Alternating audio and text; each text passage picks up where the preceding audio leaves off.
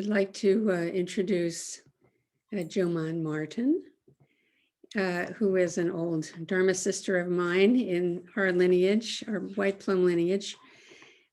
She's been with ZCO for nearly 20 years.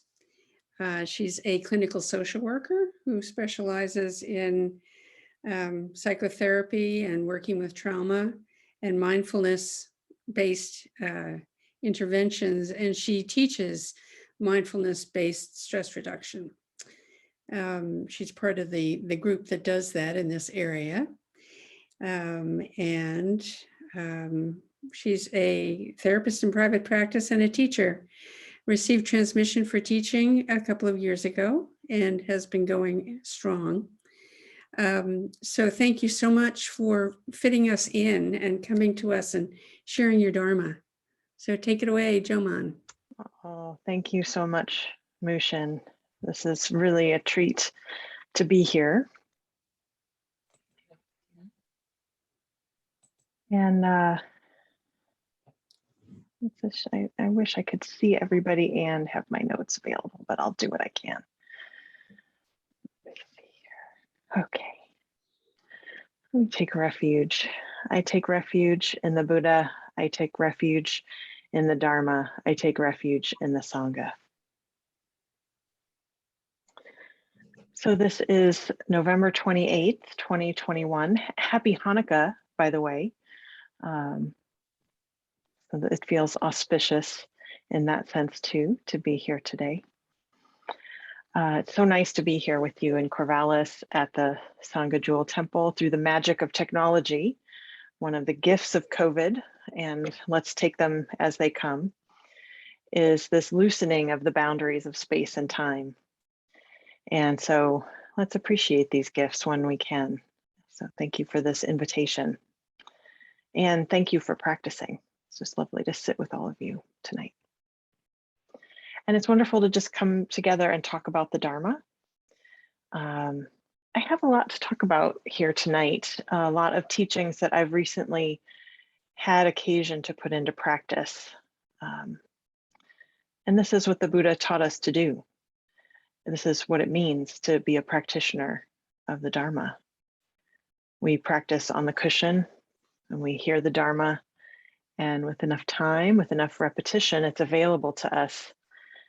And when life puts the squeeze on us, as it inevitably does, sometimes the teachings get squeezed out of us. So that has happened to me recently. And it's wonderful to see what's available, how it can be applied to this modern daily life, these teachings that are so ancient, to see for ourselves if it's true. So life has a way of breaking us open, breaking open our heart so that we can see with this wide open heart. And it's times like these where we might reach for the teachings like a life raft to truly take refuge in them, because life has outstripped our limits. It's revealed the limits of what we thought we knew. So can the teachings be available for us in these times of desperation? Are they a light in the darkness? And can our training help us see clearly, see the truth? So tonight I just want to share some recent experiences of being broken open as a result of Bancho and my mom's both being quite sick at the same time. Bancho's another teacher at ZCO. He also happens to be my husband.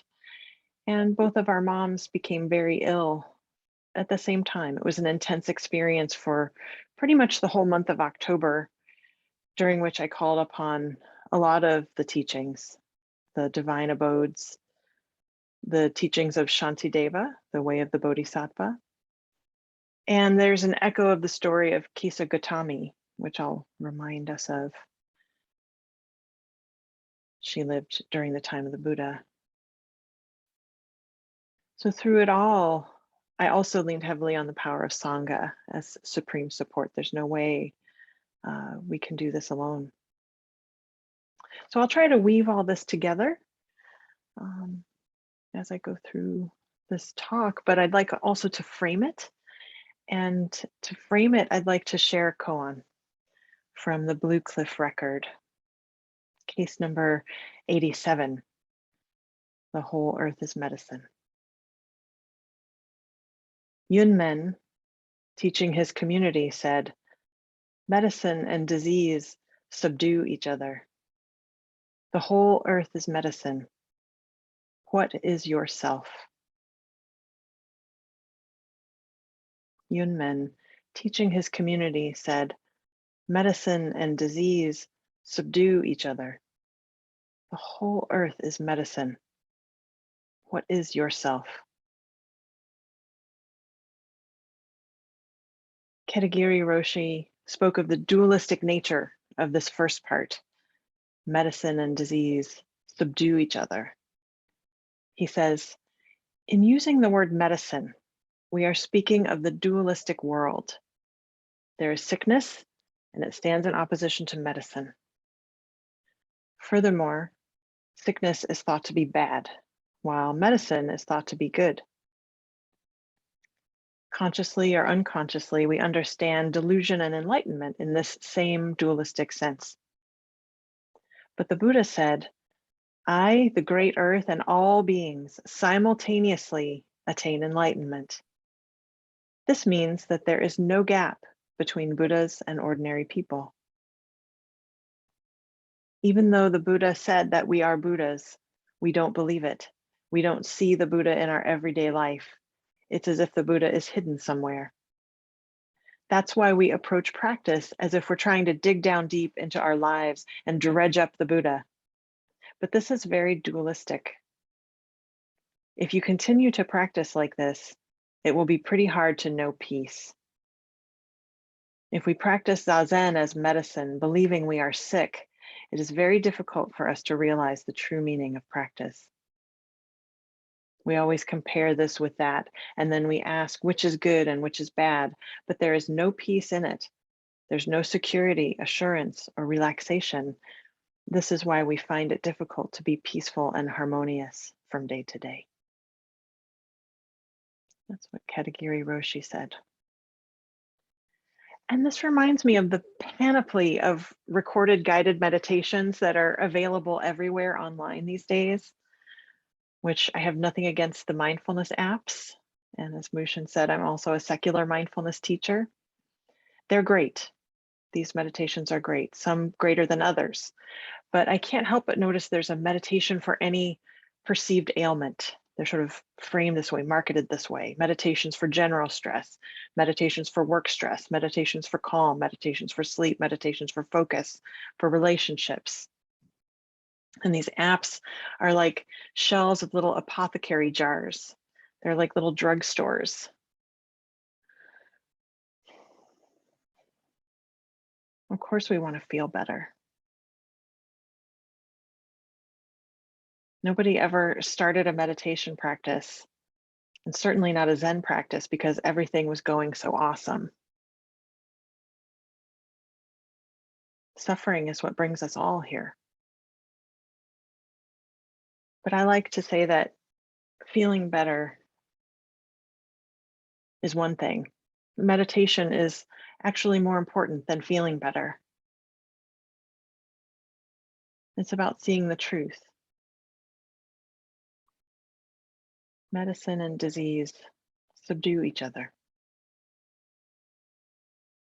Medicine and disease subdue each other. The whole earth is medicine. What is yourself? So Bansho and I traveled to the Midwest, attending to these simultaneous family crises. And it seemed that every moment of teaching and practice I had ever been exposed to allowed me to meet these difficult circumstances as best I could as medicine. And one practice that really helped me was to use some phrases that evoke the divine abodes, the four divine abodes: loving kindness, compassion, sympathetic joy, and equanimity. Sharon Salzberg and Joan Halifax developed some phrases for caregiving, dying, and grieving, adapted some of the phrases specific to these activities, people who are experiencing these things. The one helpful thing I've done in the past, and I did it again this time, was to type one of these screens out on my notes on my phone and then make a screenshot of it, put it on my phone's lock screen. So every time I looked at my phone, I could see it and be reminded of it. Here are some of the phrases that I used. May this experience open me to the true nature of life. May I offer my care and presence unconditionally, knowing that it may be met by gratitude, indifference, anger, or anguish. I wish you happiness and peace, and I cannot make your choices for you. May I accept things as they are. So these phrases continue to be a reminder for me to turn towards beneficence in all its forms, under all circumstances, and letting go of any particular outcome. That's the equanimity part. So Bansho and I, as you may know, are married. We grew up in the same hometown, which is just a suburb of St. Louis on the Illinois side. We met when we were 20 and 21 years old. And we dated for about a year, as you do when you're 20 and 21 years old. But we stayed friends and we moved away to different places. We wrote letters, generated phone bills, because this was before the internet. And the rest of the story is for a different talk. The point for today is that our families are both still in the St. Louis area. And we were there to respond to his mother's illness. His mother was recently diagnosed with pancreatic cancer. And his dad had just died of this 2 years ago, which is a cruel coincidence. So our intention was to spend about a week of quality time with her. And then our plan is to go back later as her health condition changes and the needs of the situation change, knowing that it could change really fast. When we arrived there, I called my mom. She is 87. She is unvaccinated. And she described basically having really intense fatigue, intense coughing with some blood for a couple days. And so we dropped off a rapid COVID test, and sure enough, it was positive for COVID. And, you know, maybe if you've ever worried about something happening for a long time, go through the practice of stopping yourself from worrying about that thing, and then the thing finally happens. So this is what it was like. I knew she needed to go to the hospital to get an x-ray of her chest to see how the disease was progressing in her lungs, perhaps even initiate treatment to give her the best chance of survival. I also knew that if I was going to do that, I would need to move out of the Airbnb that I was staying in with Bansho, stay somewhere else. We couldn't risk exposing him and thus his immunocompromised mom to someone who had tested positive for COVID. So I got a hotel room and I drove over there. And my mom lives with my brother. He happened to have been gone for a few days visiting a friend and was due back to return that night. She didn't want me to spirit her away to the hospital without him being there. They have a lot of beliefs about this. So I'm over there wanting to take her to the hospital. Instead, I had to wait for him to come back. It's important to note that I'm also in an ongoing practice of not complaining. This is a practice I took up years ago called the Complaint-Free World Challenge. And specifically, this practice includes not complaining, not gossiping, not criticizing, and no sarcasm. When I tell people about that, that's the one where people are like, oh, I'm out. Can't do that. So the goal is to refrain from all these verbal behaviors for 21 consecutive days. I just kind of do it ongoing. It's really an amazing practice. But the definition of gossip for the purpose of this practice is only to talk about someone else in such a way that you would be willing for them to hear what you say. So I'm going to talk about my mom and my brother that way as I share with you this story. They very likely had a very different experience of the whole situation than I did. So I'm not here suggesting this is any sort of agreed upon reality, you know, whatever that is. So my mom and brother have very different beliefs than I do about what COVID is, about what the vaccine is. And they have some different beliefs from each other too. But neither one of them are vaccinated, and they've been taking things like vitamin D and elderberry instead. So I've been girding for this to happen since the beginning of the pandemic. I sent them a pulse oximeter right at the very beginning for this very occasion. And they had messed around with the pulse oximeter long enough to have gotten a good baseline of their normal oxygen saturation in the upper 90s. And by that time, my mom's oxygen was in the mid to low 90s, so noticeably lower. I had also gotten a pretty fancy N95 mask apparatus, also for this very occasion. So while my mom does believe COVID is a thing, she really believes that pneumonia is a thing. So she had some willingness to go get that checked out. My brother, however, believed that if I took her to the hospital, that the hospital would likely kill her. And maybe there was some belief about them getting paid or something for people who die of COVID. They were both concerned that she would be vaccinated against her will. They were not wanting her to be admitted to the hospital. They believed that she would not get out if she got admitted, that she would end up on a ventilator and die. Maybe you have some family who share these beliefs, maybe you don't.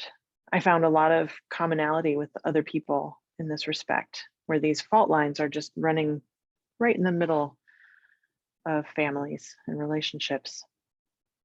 How do we bridge these? So from my brother's perspective, here comes the West Coast sister out of nowhere, swooping in and trying to take mom to what he thought was a place of harm. So this was not a pleasant conversation, like at all.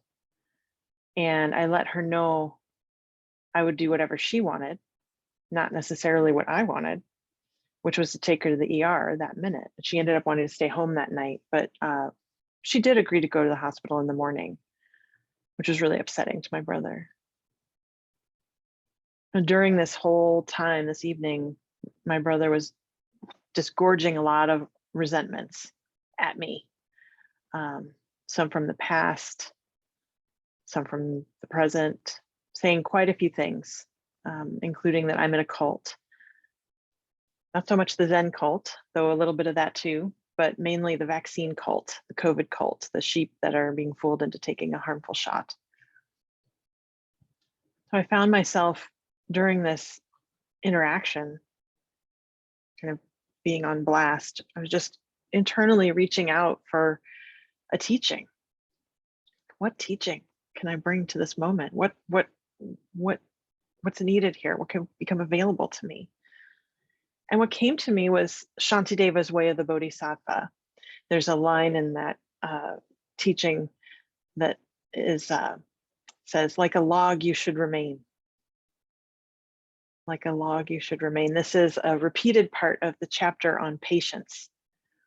And one of the translators of this text calls it the log teachings. So here's an example of just one of the verses, and there are many with this example, this metaphor.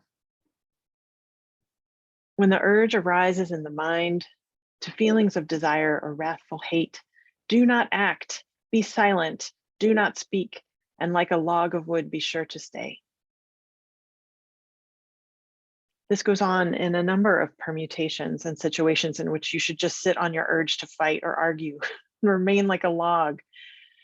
Just wait a few beats before you say something that worsens the situation or that you regret.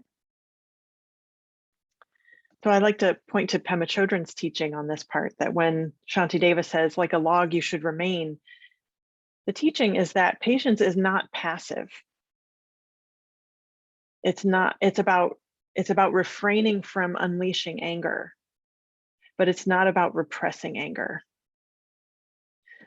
So on further reflection, this particular teaching on anger is really important, and it continues to be really helpful to me in terms of seeing this clearly. Here's another verse, 2 verses from that chapter. And it's about if someone hits you with a stick.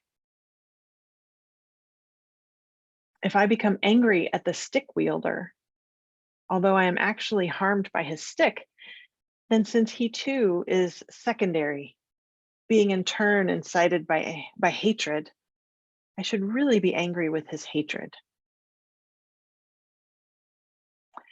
And then here's another verse.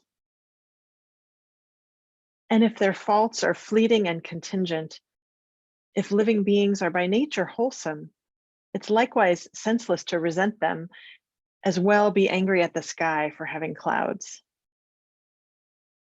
So whatever arises, this is just, the faults are fleeting and contingent. We're all by nature wholesome. We might as well be angry at the sky for having clouds. This is just how people are.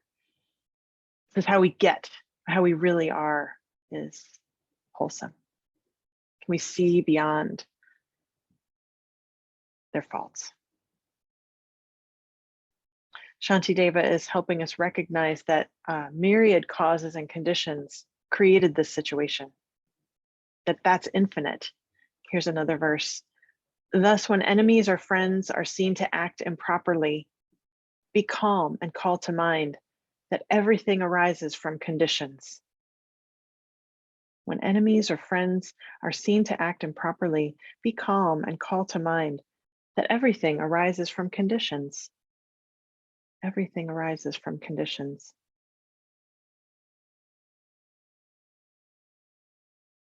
It's like that phrase I used, may I offer my care and presence unconditionally, knowing it may be met with gratitude, indifference, anger, or anguish. Whatever arises, it arises from conditions. So my mom was released from the ER that first time after a few hours, but as often the case, people can do better for a few days and then get quite a bit worse. So we extended our time there another week in case this happened, and indeed it did. Her oxygen hovered around 90, then 89. She was getting chilly, her thinking was slowing down. It was scary. Medicine and disease subdue each other. The whole earth is medicine. What is yourself? The whole earth is medicine. This is from the commentary on the koan. One day, Manjushri ordered Sudana to pick medicinal herbs. He said, if there's something that is not medicine, bring it to me. Sudana searched all over, but there was nothing that was not medicine. So he went back and told Manjushri, there is nothing that is not medicine. Manjushri said, gather something that is medicine. Sudana then picked up a blade of grass and handed it to Manjushri. Manjushri held it up and showed it to the assembly, saying, this medicine can kill people, and it can also bring people to life.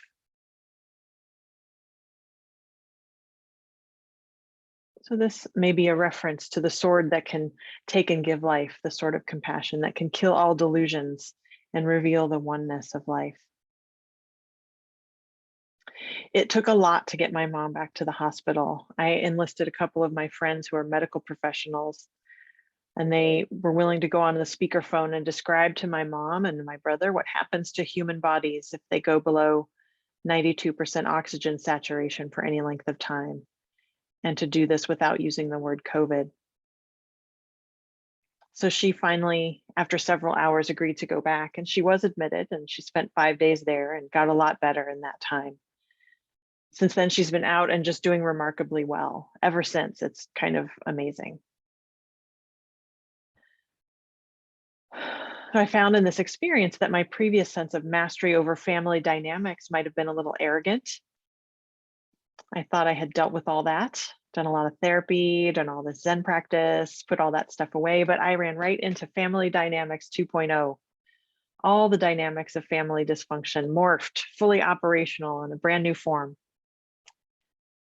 Turns out the Rocky Mountains are not high enough to insulate me from these deep relationships, these deep karmic ties, these causes and conditions.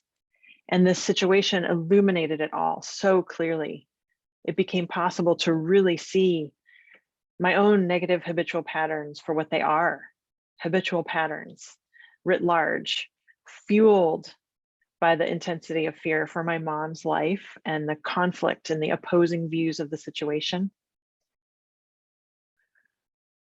But the whole world is medicine. Seeing it this way was like a vaccine. The poison is the cure. I could see a lot more clearly the stuckness of my own perspective, the comfort of these old familial roles, but also how ill-fitting they were. What was I grasping for? What am I grasping for? Being right, being safe, doing the right thing, making people see it my way, making my views a reality, seeing my loved ones do what I think they should do. I'm a social worker. I know the facts, trying to control the situation. You're in a cult. No, you're in a cult. Where does that go? This way of being, these behaviors of non-dialogue, of contempt for those who disagree, they've multiplied exponentially in all forms of the media. It's been on in my mom's house on AM radio almost all day, most days, the internet, the pundits, the influencers, the algorithms. These are the conditions that we're all subject to. These particular forms of political samsara have been happening in our country for at least 40 years. Certainly, I mean, where does it end? It's all connected. It's huge. It's endless. Samsara is just samsara, isn't it? Isn't suffering just grasping an aversion, setting up dualities, clinging to a perspective, I, me, mine? I mean, see for yourself. I could see it so clearly. The whole world is medicine. Awakening is right here. Another of the phrases that was helpful, I wish you happiness and peace, and I cannot make your choices for you. This experience opens me to the truth of powerlessness, notably the first of the 12 steps. This recognition of the truth of powerlessness, and that powerlessness is spaciousness, is stillness, is silence. When we stop trying to fix, stop trying to change, stop trying to help so that I can be more comfortable. Stop rearranging the deck chairs on the Titanic. Sometimes it's time to do that. We have to be able to do that in order to then know when action and activity is the next right thing. The whole world is medicine. Every experience can illuminate this, can illuminate the places where I'm unable to see clearly. I don't know what is best. How could I? Medicine and disease subdue each other. The whole earth is medicine. What is yourself?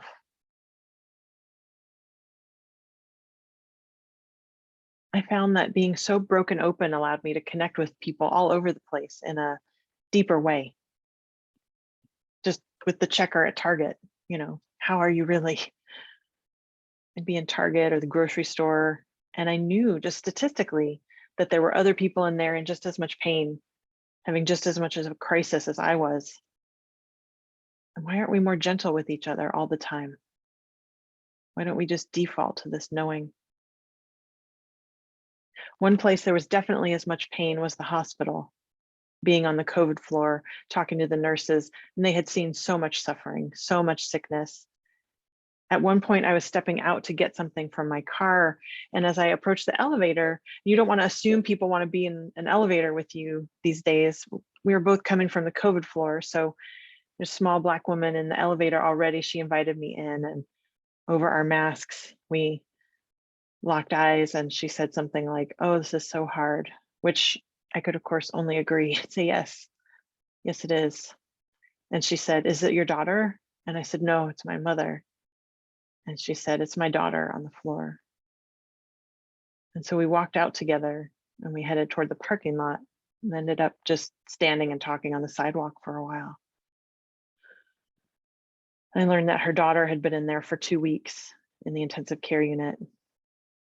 And within that time, she was not getting better and her lungs had hardened.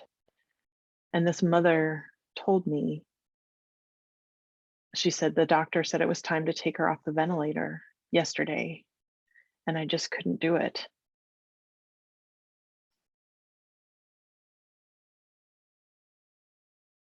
And we just stood there crying together. She told me about her family, her daughter in there, 23 years old, with Down syndrome. And she was blaming herself. She said, "We got through all this time without getting it. We took vitamin D and elderberry and all that for our immune systems. Just a vaccine hesitant family.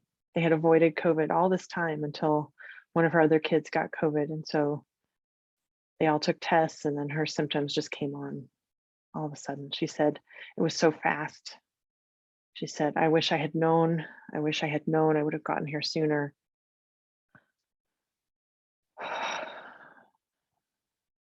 She pointed to a group of about 6 people standing under a tree talking in the parking lot. And she said, "Look at those people. They were up on the ICU floor. They only let you have one visitor at a time unless they're taking somebody off life support. That must be what happened because they were all in there. And look, that one has a Bible." She said, "I kept waiting to get vaccinated. I was waiting to get tested. I didn't want to get the vaccine if I was sick. And the doctor said, don't worry about getting the vaccine. But one doctor says one thing and another says another." And I found myself saying things to her like, "It is so confusing. This is so much bigger than all of us. There's so much confusing information out there. This isn't your fault. Please don't blame yourself. Please don't do that to yourself."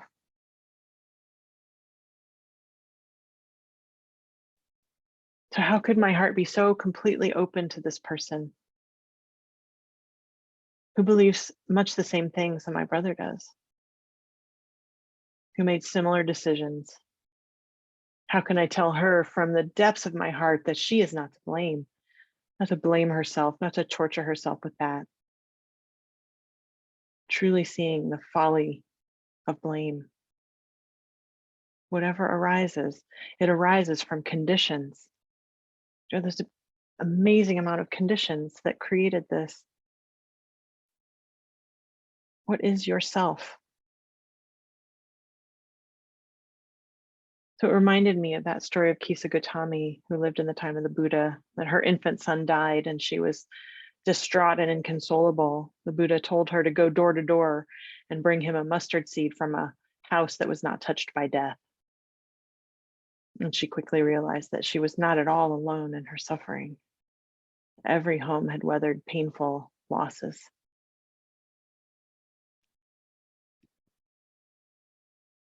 So this sacred interaction that I was part of helped me see the enormity, the commonality of this experience.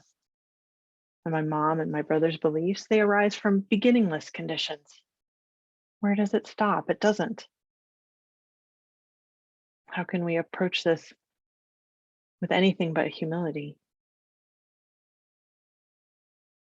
Beginningless conditions. What is yourself? Who would you be without the karma of everything that came before? All the causes and conditions that give you one perspective and another person another perspective. Everything arises from conditions. So I'll just close in sharing the last of the phrases that really helped me work with this. May I accept things as they are. To accept things as they are requires us to become large. I come away with a real gratitude for all the people who helped my mom. There were a lot. All the healthcare workers who've been facing this all this time, wearing masks, risking their own health, taking care of people who may see them as enemies. I have so much gratitude for the Dharma, for the Sangha. I was in regular touch with the Sangha the whole time. It was so supportive. The teachings, the teachers, and all those who are challenging me to see things more clearly.